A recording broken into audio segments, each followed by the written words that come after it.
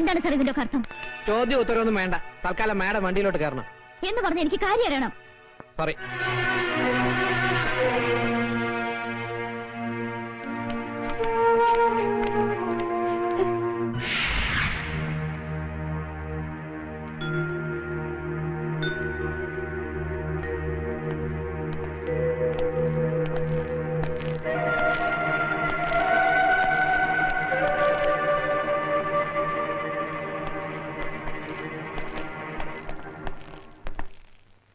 ക്ഷമിക്കണം മിസ് അശ്വതി മേനോൻ. ഒരു സാമൂഹ്യ പ്രവർത്തകയും അഭിഭാഷകയുമായ നിങ്ങളോട് ഞാൻ കാണിച്ചത് അനീതിയാണെന്ന് എനിക്കറിയാം. I am really sorry for that. പക്ഷേ വേണ്ടി വന്നു. നോ, ഇത് ഗുണ്ടായിസമാണ്. നിങ്ങൾ നോക്കിക്കോ, ഞാൻ ഇതിനെതിരെ പ്രതികരിക്കും. പ്രതികരിച്ചോളൂ. പക്ഷേ അതിനു മുമ്പ് എനിക്ക് പറയാനുള്ളത് മുഴുവൻ നിങ്ങൾ കേൾക്കണം. കേട്ടേ പറ്റൂ. 2 വർഷം മുമ്പ് coast guard inspector Rajasekharan Nair ദാരുണമായി കൊല ചെയ്യപ്പെട്ടു. അതിന് അദ്ദേഹം ചെയ്ത കുറ്റം, വധിക്കപ്പെടുന്നതിന് ഏതാനും ദിവസം മുമ്പ് സ്ഫോടക വസ്തുക്കളുമായി തീരത്തണഞ്ഞ ഒരു ബോട്ട് കസ്റ്റഡിയിലെടുത്തു. അതിൽ നിന്നും പിടിച്ചെടുത്ത സ്ഫോടക വസ്തുക്കൾ രായ്ക്ക് രാമാനം വെറും ഓലപ്പടക്കങ്ങളാണെന്ന് തെളിയിക്കാൻ അതിന്റെ സൂത്രധാരന്മാർക്ക് കഴിഞ്ഞു. പക്ഷേ രാജശേഖരന്റെ കൊലപാതകയെ അശ്വതി മേനോൻ എന്ന അഡ്വക്കേറ്റിന്റെ ബുദ്ധിയും മെടുക്കും കൊണ്ട് കോടതി വെറുതെ വിട്ടു. ആ പ്രതിയുടെ പേരാണ് ആമിർ അലി. ഒരിക്കൽ ഞാൻ ചോദിച്ചു, അന്ന് അവനെ സഹായിക്കാൻ കരുത്തരായ ആരെങ്കിലും നിങ്ങളെ സമീപിച്ചിട്ടുണ്ടോ എന്ന്. അത് നിങ്ങൾ ഒഴിഞ്ഞു മാറി. എനിക്കറിയാം അങ്ങനെ ആരോ നിങ്ങളെ സമീപിച്ചിട്ടുണ്ട്. എന്താണ് അയാളുടെ പേര്? ആ പേര് പറയിക്കാൻ ഇങ്ങനെയൊരു മാർഗം വേണ്ടിയിരുന്നില്ല അമർനാഥ്. ഒരേ ക്ലാസ്സിലിരുന്ന് പഠിച്ചവരാണ് നമ്മൾ. പഠിച്ച പാഠങ്ങൾ മനഃപ്പാഠമാക്കാൻ പരസ്പരം ബാധിച്ചിട്ടുണ്ട് പലപ്പോഴും.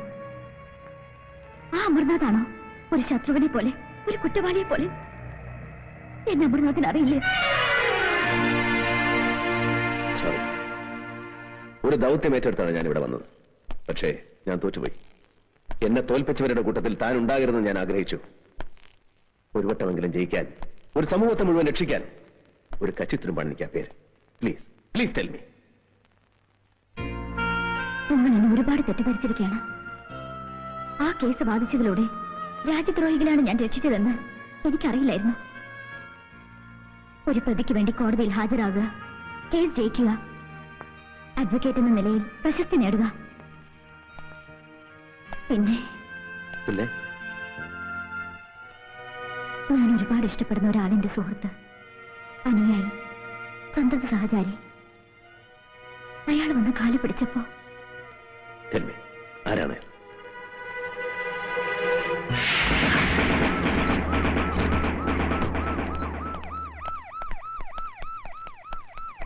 എന്താ?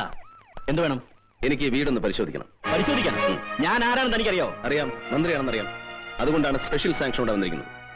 നോ പറയരുത്. അർത്ഥണ്ട സാർ, പ്ലീസ്.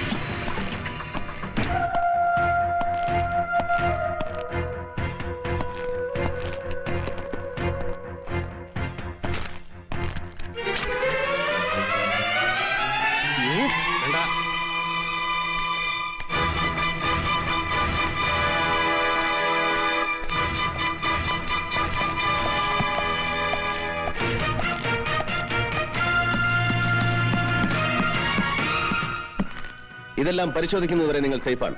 അതിനിടയിൽ അതിബുദ്ധി കാണിക്കാൻ ശ്രമിച്ചാൽ നാളെ ഇത് പത്രത്തിൽ വാർത്തയാകും. Be careful.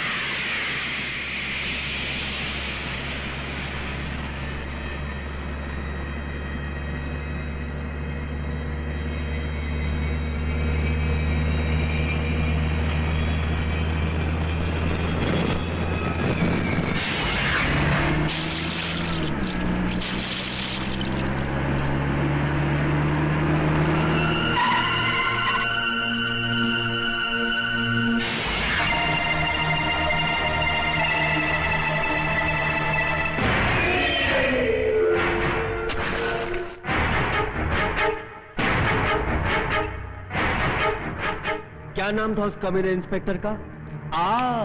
इंस्पेक्टर अमरनाथ। बड़ा कमाल का आदमी है यार। हर हमेशा मेरे को बोलता था ये करेगा वो करेगा। एक मामूली पुलिस इंस्पेक्टर को कुछ नहीं कर सका, अपने आप को इतना बड़ा बादशाह बोलता है। थू! अरे डूब मरो पानी में साला। मिनिस्टर, क्या वादा किया था जॉन ब्रिटो से? क्या वादा किया था तुमने जिंदगी में सिर्फ एक ही बड़ा काम किया, हमारा सिगरेट का फ्लॉपी डिस्क उस इंस्पेक्टर के हाथ भोंक के। चिल्लाना मत। क्यों नहीं चिल्लाऊं? गया अब साला भोंक के फायदा क्या फायदा? എനിക്കൊരു മുഖ്യമന്ത്രി പദമാണ് ആവശ്യമെങ്കിൽ നിങ്ങളെ ഇങ്ങോട്ട് കെട്ടി എഴുന്നേൽക്കേണ്ട ആവശ്യം എനിക്കില്ല. പൂമനം കടപ്പുറത്ത് തെട്ടൊമ്പെണ്ണത്തിന് കശാപ്പ് ചെയ്തപ്പോ എന്റെ 16 MLA-മാരെ കൂട്ടി ഒരു രാത്രി പ്രതിപക്ഷമായ ഒരു അലയൻസ്, അത്രയും മതിയായിരുന്നു ജയദേവന് മുഖ്യമന്ത്രിയാകാൻ. പക്ഷെ നിങ്ങൾ എന്നെ പറഞ്ഞു, വീണ്ടും വീണ്ടും കലാപം ഉണ്ടാക്കാൻ നിങ്ങൾ എന്നെ നിർബന്ധിച്ചു. ലക്ഷങ്ങളുടെ ആയുധങ്ങൾ, സ്ഫോടക വസ്തുക്കൾ നിങ്ങൾ ഇവിടെ ഇറക്കി. പഞ്ചാബിലും കാശ്മീരിലും എന്തിന് തൊട്ടടുത്ത സംസ്ഥാനങ്ങളിൽ വരെ അതിപ്പോഴും പൊട്ടിക്കൊണ്ടിരിക്കുകയല്ലേ? സ്വന്തം നാടിനെ വഞ്ചിച്ച്, എന്നെ വിശ്വസിച്ച് എന്റെ ജനങ്ങളെ വഞ്ചിച്ച് നിങ്ങൾ നടത്തിയ ക്രൂരമായ ചൂതാട്ടം. ലോക്, ഇപ്പൊ എന്റെ കയ്യിലെ പട്ടത്തിന്റെ ചരടൊന്ന് പാളിയപ്പോ തടി രക്ഷിക്കാനാണ് ഈ ഗർജനമെങ്കിൽ ഇന്റലിജൻസും ഇന്റർപോളും വലവീശിയിരിക്കുന്ന നിങ്ങൾ ബോംബെയിലും ഡൽഹിയിലും കളിച്ച കളിയൊന്നും അല്ല കളിയെന്ന് എനിക്ക് നിങ്ങളെ ബോധ്യപ്പെടുത്തേണ്ടി വരും. അതുകൊണ്ട് ആ വിരട്ടൊന്നും ഇവിടെ വേണ്ട. भाषण दिया? बहुत बहादुर है ना तू? मैं सुना तेरा भाषण, बहुत खुश हुआ। देख लिया कितना ताकत है तेरे में, समझा? നിങ്ങളുടെ വീട്ടിൽ നിന്ന് ആ നായിന്റെ മോൻ എടുത്തോണ്ട് പോയ ഫ്ലോപ്പി പരിശോധിച്ചാ എല്ലാരും കൊടുങ്ങും. അതിനു മുമ്പ് അവനെ തട്ടിക്കളയാൻ വല്ല മാർഗം ഉണ്ടോ എന്ന് ആലോചിക്കും. साला ये खेल ही पूरा डर का है। जहां पब्लिक हमारे से डरना बंद कर दिया, हमारा खेल खत्म। अब आगे का खेल देखो मैं खेलता हूँ। ये दुश्मन का हाथ पैर काट के कुछ नहीं होने वाला, उसका साला गर्दन नीच काट डालने का, और वो गर्दन मैं काटेगा।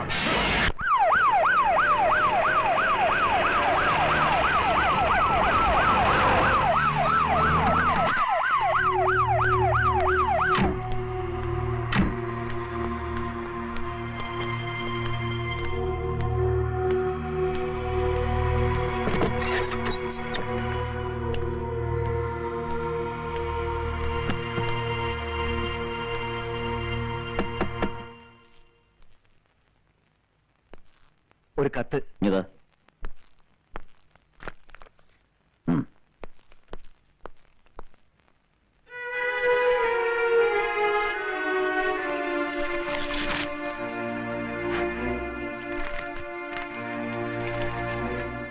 ഞാനിപ്പോൾ ശത്രുവിന്റെ പട്ടികയിലാണെന്ന് എനിക്കറിയാം.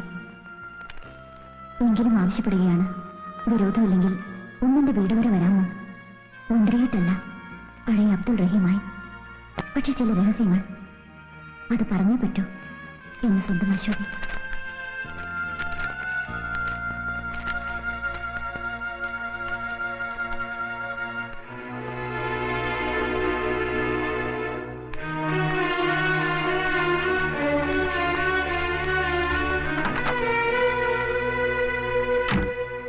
താൻ ഒരു ടാക്സി വിളിച്ചിട്ടുണ്ടോ? ശരി. ഇല്ല, ഞാൻ അങ്ങനെ ഒരു കത്ത് എഴുതിയിട്ടില്ല. അല്ലെങ്കിൽ തന്നെ ഇങ്ങനെ ഒരു കത്ത് എഴുതാനും ഒരുപാട് തിരക്കുള്ള ഒരാളെ വീട്ടിൽ വിളിച്ചു വരുത്തുവാനും ഞാൻ ആര്? പ്രത്യേകിച്ച് ഒരു ശത്രുവായി ഞാൻ. പ്ലീസ്, അതിലേക്കൊന്നും ഇപ്പൊ കടക്കണ്ട. വിധി നമ്മെ ഒരുപാട് അകറ്റിയിട്ടുണ്ട്. അതിലൊരു പക്ഷേ നമ്മുടെ ആദർശങ്ങൾക്ക് പങ്കുണ്ടാവാം, ഈ സമൂഹത്തിന് പങ്കുണ്ടാവാം. എന്നിട്ടും ചതിക്കാൻ കരുക്കളൊരുക്കി കാത്തിരിക്കുകയാണ് ഇപ്പോഴും ചിലർ. അതിന്റെ സാക്ഷ്യപത്രമാണ് ഈ കത്ത്. ജീവിച്ചിട്ടില്ല ഞാൻ. ജയിച്ചും തോറ്റും പിടിച്ചിറക്കി ആദർശത്തെ മുറുകെ പിടിച്ചുകൊണ്ടുള്ളൊരു പടയോട്ടം. തിരിഞ്ഞു നോക്കുമ്പോ ജീവിതം മാത്രം.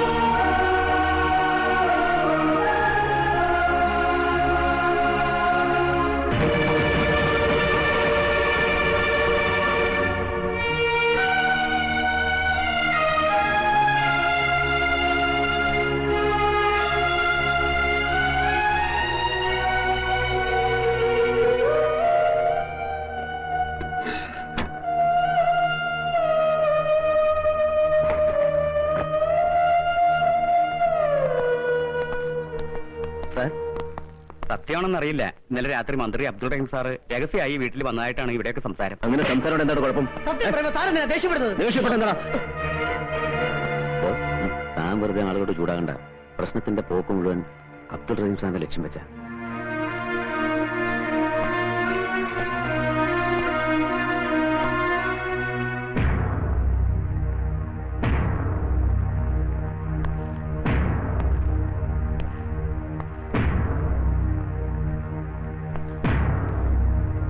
സൂക്ഷിച്ചു നോക്കുമോനെ. ഈ ഫോട്ടോയിൽ കാണുന്ന സാറ് തന്നെയല്ലേ ആന്റിയെ കാണാൻ അവിടെ വന്നത്? അതെ. വേറെ ആരും അവിടെ വന്നിട്ടില്ലല്ലോ. ഇല്ല. അയാൾ വന്നെന്തോ ആന്റിയോട് ചൂടായി സംസാരിച്ചു അല്ലേ മോനെ? മോൻ പറഞ്ഞു. ഇത് കൊച്ചുകുട്ടിയല്ലേ സാർ, അവർ തമ്മിൽ സംസാരിക്കുന്നിടയ്ക്ക് ഉറങ്ങിപ്പോയിന്ന് ഈ കുട്ടി തന്നെ പറഞ്ഞില്ലേ സാർ? മിസ്റ്റർ രാമേന്ദ്രൻ, ക്രൈംബ്രാഞ്ചിന് കൈമാറിയ ഒരു കേസാണിത്. പിന്നെ നിങ്ങളെയൊക്കെ വിളിപ്പിച്ചത് സംഭവങ്ങളുടെ പ്രീവിയസ് പൊസിഷൻ എന്തായിരുന്നു അറിയാനാ. അല്ലാതെ ആരോടൊക്കെ എന്തൊക്കെ ചോദിക്കണം, എങ്ങനെ അന്വേഷിക്കണം എന്നുള്ള ബുദ്ധി പറഞ്ഞു തരാൻ വേണ്ടിയല്ല. സാർ 4ാം ക്ലാസ്സിൽ പഠിക്കുന്ന ഒരു കുട്ടിയാണത്. നിങ്ങൾ എന്തിനാ ഇമോഷണൽ ആകണം മിസ്റ്റർ? ഇമോഷണൽ ആവും സാർ. കാരണം പലപ്പോഴും ഇയാൾ ഒരുപാട് സംരക്ഷിച്ചുള്ള ഒരു മിനിസ്റ്ററാ. ഒരാപത്ത് വരുമ്പോ പിന്നെ തിരിച്ചു നന്ദി കാണിക്കണമല്ലോ, അല്ലേ? അത് തോന്നിയത് കൊണ്ടാണ് ഈ കേസ് ഇത്രയും പെട്ടെന്ന് ക്രൈംബ്രാഞ്ചിന്റെ കൈകളിലെത്തിയത്. അതിനെക്കുറിച്ചൊന്നും പറഞ്ഞു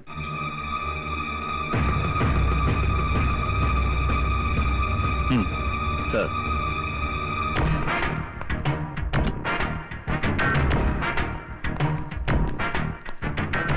ഇതാണ് സാർ മിനിസ്റ്ററുടെ PA. താനല്ലേ മിനിസ്റ്റർക്ക് ടൂറിസ്റ്റ് ആക്ട് വിളിച്ചു കൊടുത്തത്? കാർ വിളിച്ചു കൊടുത്തു. പക്ഷേ എന്താ ഒരു പക്ഷേ? വിളിച്ചു കൊടുത്തില്ലേ? അതിന്റെ അർത്ഥം മിനിസ്റ്റർ ആ വീട്ടിൽ പോയി എന്നല്ലടോ. അങ്ങോട്ടേക്കാണ് പോയത്. പക്ഷേ പിന്നെ എന്താ ഒരു പക്ഷേ? വയ്ക്കോ.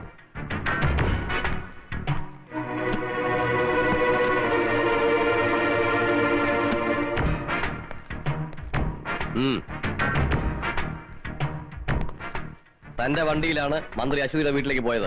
അതെ. താനാണ് തിരിച്ചു കൊണ്ടുവന്നതും. അതെ, പോയ പോലെയല്ല മന്ത്രി തിരിച്ചു വന്നത്, അല്ലേ? അദ്ദേഹം ആകെ പരിഭ്രമിച്ചിരുന്നു. വല്ലാത്തൊരു ഭാവമായിരുന്നു മന്ത്രിയുടെ മുഖത്ത്. വയ്ക്കോ.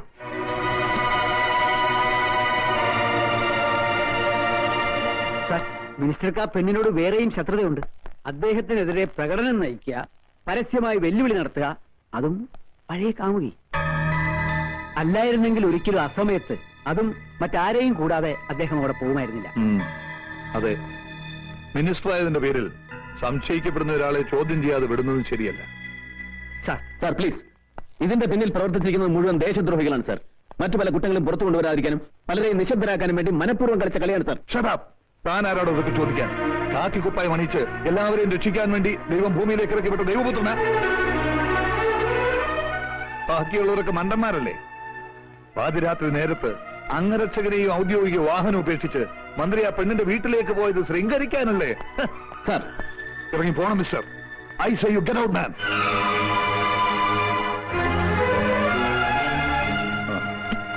തൽക്കാലം അബ്ദുൾ റഹീമിനെ കസ്റ്റഡിയിലെടുക്കാൻ വേണ്ട നടപടികൾ പൂർത്തിയാക്കുന്ന ശേഷം എന്നെ അറിയിക്കൂ. കസ്റ്റഡിയിലെടുക്കാൻ പോകുമ്പോ പ്രകോപനം ഉണ്ടായേക്കാം. Then you seek their help. Okay? Sir.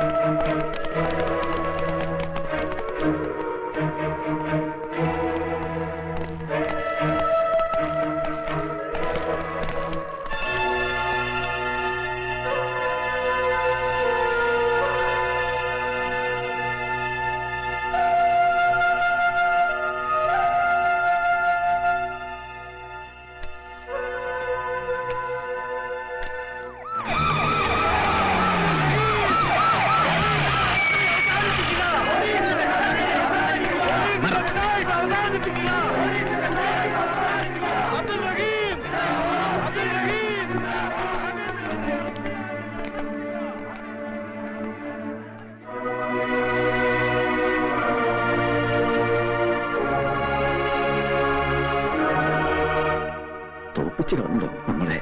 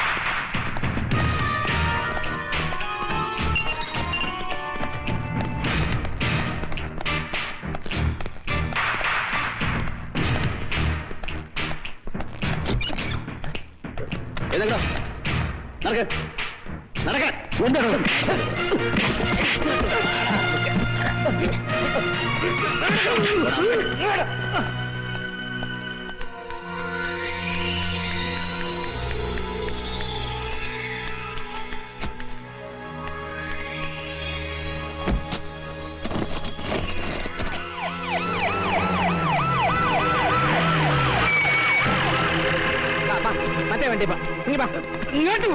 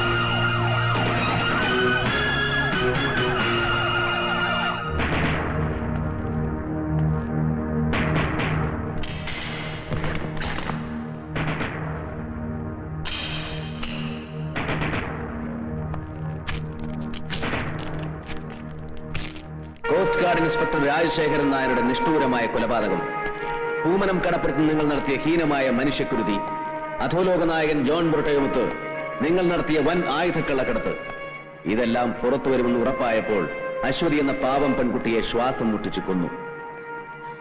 ആ കുറ്റം അബ്ദുൾ റഹീമിന്റെ തലയിൽ കെട്ടിവെച്ച് 24 മണിക്കൂറിനുള്ളിൽ അയാളെ തടവിലാക്കി എന്നെ നിശ്ചലനാക്കാൻ നിങ്ങൾ കാണിച്ച ബുദ്ധി ആരുടേതാണെന്ന് എനിക്കറിയാം. പക്ഷേ അതുകൊണ്ടൊന്നും എന്നെ തളയ്ക്കാനാവില്ല ജയദേവൻ. നാളെ കോടതിയുടെ കുമ്പസാരക്കൂട്ടിൽ ഞാൻ തന്നെ കയറ്റി നിർത്തും. കൂടെ അവനുണ്ടാവും, ജോൺ ബ്രിട്ടോ. മതിയറോ പ്രസംഗിച്ചത്? കയ്യൂക്ക് കാണിച്ച് എന്നെ നിന്റെ മുമ്പിൽ കൊണ്ടിരുത്തിയപ്പോ മുട്ടും കുത്തിന്ന് മാപ്പിലൊക്കെ വിചാരിച്ചോ നീ? 7ാം ക്ലാസ്സിൽ പഠിക്കുമ്പോ കൈ പൊടിയും പിടിച്ച് തെരുവിലിറങ്ങിയവനാ ഞാൻ. അതിനിടയ്ക്ക് നിന്നെ പോലെ പല മിടുക്കന്മാരെ കണ്ടും പൊരുതിയും തറത്തും നിന്നവനെയൊക്കെ വെട്ടിമാറ്റിയാണ് ഞാൻ ഈ നിലയിലെത്തിയത്. താൻ പോണോ? ഇവനൊരു കോപ്പും ചെയ്യില്ല. ഇവനേക്കായി നെഞ്ചൂക്കായിരുന്നു ഇവന്റെ തന്തയ്ക്ക്. എന്നിട്ട് എന്ത് പറ്റി? ഒരു പഴമ്പായി പൊതിഞ്ഞ് ഇവന്റെ മുമ്പിൽ വെച്ചു വിട്ട ചാരവസ്തിയും സ്വന്തം തന്തയുടേതായിരുന്നു എന്ന് ഉറപ്പുണ്ടോ നിനക്ക്? ഒപ്പം കത്തിക്കരിഞ്ഞ ഏതോ പീറ പോലീസുകാരന്റെ അസ്ഥിയെടുത്ത് ശേഷക്രിയ നടത്തേണ്ടി വന്നവനല്ലേടാ നീ. ഈ പറ, അച്ഛന്റെ ചരിത്രം ആവർത്തിക്കണോ നിനക്ക്? പാവല്ലേ നിന്റെ അമ്മ.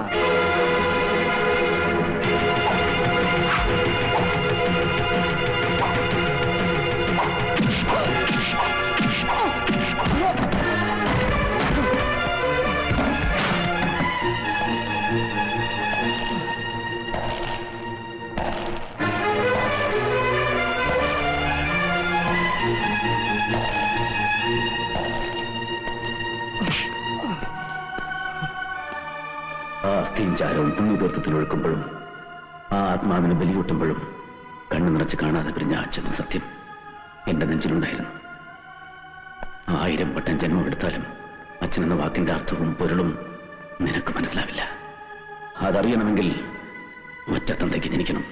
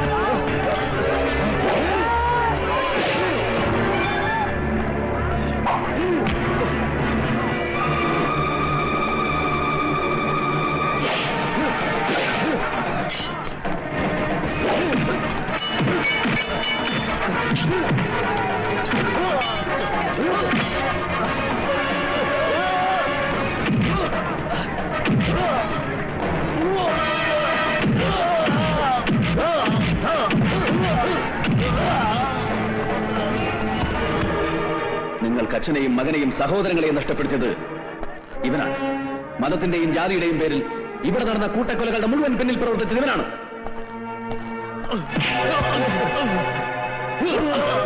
ജോൺ ബ്രിട്ടോ, വർഗീയ സംഘർഷങ്ങളുടെ നാടല്ല ഇത്. തീവ്രവാദത്തിന്റെ വിത്ത് വിതച്ചാലും മുളയ്ക്കുന്ന വിളഭൂമിയല്ല ഇത്. അക്ഷരം പഠിക്കുന്ന ആദ്യ പാഠത്തിന്റെ ആദ്യ താളിൽ നിന്നും മനഃപ്പാഠമാക്കിയ, ദേശസ്നേഹത്തിന്റെ അമൃതാക്ഷരങ്ങൾ ജപമന്ത്രമാക്കിയ ദേശസ്നേഹികൾ വാഴുന്ന നാടാണോ ഇത്? ഈ പവിത്ര ഭൂമിയിൽ ചോരത്തുള്ളികൾ വീട്ടി ലാഭം കൊയ്യാൻ ആരെയും അനുവദിക്കില്ല ഞങ്ങൾ.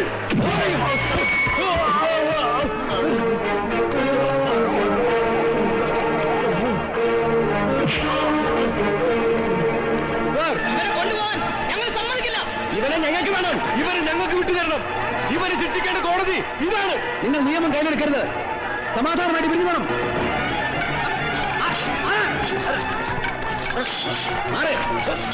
പിരിഞ്ഞു പോവാൻ